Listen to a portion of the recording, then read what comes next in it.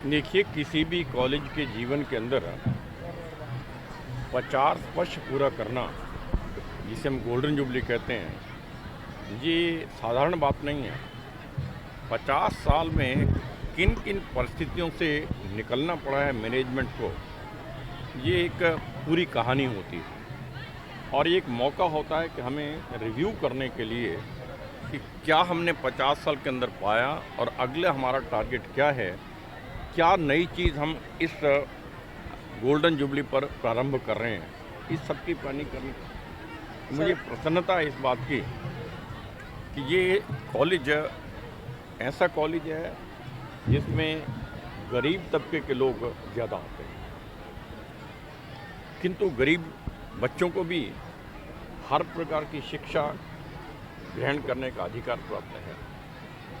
और मुझे आश्चर्य हुआ, अभी तक यहाँ पर आर्ट्स के अलावा और कोई सब्जेक्ट्स नहीं है। मैंने रिक्वेस्ट किया है मैनेजमेंट को और प्रिंसिपल साहब को, इसे आप टेकअप कीजिएगा।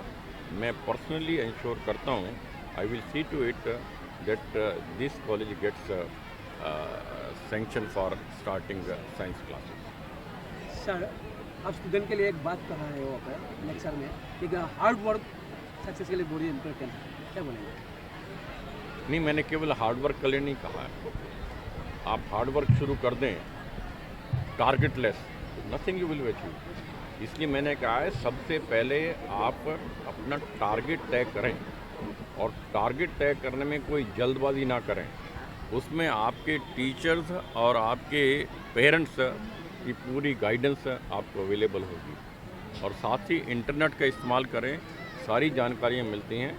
सोच समझ करके अपने फ्रेंड से सलाह करके टारगेट तय करें। Sir, last question. और टारगेट तय करने के बाद हार्ड वर्क भी कुछ नहीं काम आएगा जब तक कि आपका स्ट्रॉन्ग डिटर्मिनेशन नहीं है, I am to achieve this target at any cost. इस प्रकार का स्ट्रॉन्ग आपका कमिटमेंट चाहिए अपने टारगेट के प्रति, then comes the hard work.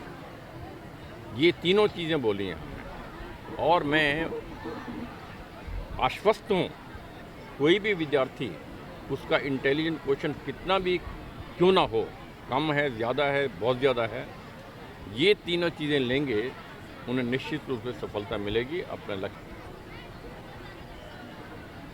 दुर्भाग्य की बात है कि हम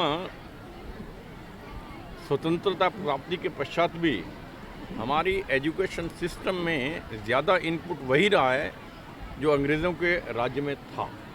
सिस्टम में परिवर्तन ज़्यादा नहीं आया, और उस चीज़ को ध्यान में रखते हुए पिछले लगभग 5-6 साल लगातार मेहनत करने के पश्चात, जिसमें कई हज़ार लोग इसके अंदर जुटे हैं एजुकेशन पॉलिसी बनाने के लिए, और उसमें 38,000 सजेशन उसके बाद आए हैं पूरे कंट्री से। उनको सबको स्टडी करके क्या क्या इनकॉर्पोरेट करना है, मैं समझता हूँ कि ये हिंदुस्तान के इतिहास में पहली बार है कि इतना मंथन करके एक अच्छी एजुकेशन पॉलिसी निर्मित की गई। और मुझे पूरा विश्वास है इस एजुकेशन पॉलिसी को इम्प्लीमेंट करने के अंदर हम रिसर्च, हायर एजुकेशन के अंदर रिसर्च को बहुत आगे बढ़ाएंगे, और साथ ही बच्चों को ऐसी सिस्टम में लाएंगे जिसमें उन्हें पूरी एक, आज 1 या 2 सब्जेक्ट, 3 सब्जेक्ट में से एक चूज़ करना होगा। आपको कम से कम 50 सब्जेक्ट्स मिलेंगे, उनमें से एक चूज़ करना होगा। इतनी बड़ी चॉइस मिलेगी। आप यदि 1 साल पढ़ने के पश्चात कॉलेज के अंदर आगे आपकी घरेलू परिस्थिति ऐसी नहीं है, आप पढ़ नहीं सकते, छोड़ देते हैं, आपका 1 साल की एजुकेशन वेस्ट चली गई। अब वेस्ट नहीं होगी। अब जो सिस्टम है उसमें ये होगा कि आपने 1 साल पढ़ा है, छोड़ना पड़ा है, तो आपको हम सर्टिफिकेट इशू कर देंगे 1 साल के, सर्टिफाइड यू हैव स्टडी। और 2 साल आपने एजुकेशन ले लिया तो डिप्लोमा जारी कर देंगे। आपने 3 साल स्टडी कर लिया तो डिग्री देंगे, 4 साल स्टडी कर लिया तो हम ऑनर्स डिग्री देंगे, और ऑनर्स डिग्री कर लिया तो आप इमीडिएटली रिसर्च कर सकते हैं, ठीक है, उसमें एमए और की ज़रूरत नहीं होगी।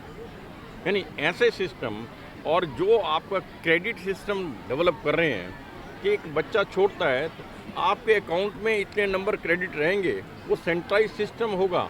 आप कहीं 4 साल के पश्चात फिर ज्वाइन करते किसी कॉलेज में, 1 साल पढ़े हुए हैं तो अगले साल में जाएंगे और उसके क्रेडिट आपका जमा है वो आपको मिलेगा वापस। यानी आज बच्चे को नुकसान नहीं होगा किसी भी तरह का, फुल चॉइस रहेगी उनके पास और उनकी इच्छा के सब्जेक्ट्स होंगे। इंजीनियरिंग करके बच्चे को बाहर निकलते हैं, कुछ नॉलेज नहीं होती, अपने सब्जेक्ट की नॉलेज होती है उसको, वो सफल नहीं हो पाता। इसलिए इंजीनियरिंग स्टूडेंट इंजीनियरिंग कॉलेज के अंदर भी पॉलिटिकल साइंस भी पढ़ेगा, साथ में वो फिलॉसफी पढ़ना चाहे फिलॉसफी पढ़ेगा, साइकोलॉजी पढ़ना चाहे साइकोलॉजी पढ़ेगा। यानी ओवरऑल डेवलपमेंट होगा।